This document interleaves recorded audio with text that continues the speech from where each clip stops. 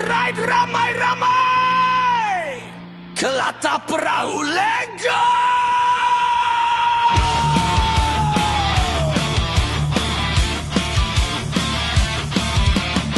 Pagi-pagi enjin berbunyi, deruman motor meriah sekali.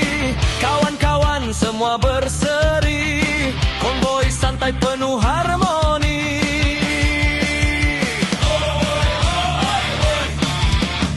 Jalan berliku, bukit menghijau, angin sepoi, hati pun kacau. Singgah sebentar minum di pekan, lepas itu sambung perjalanan.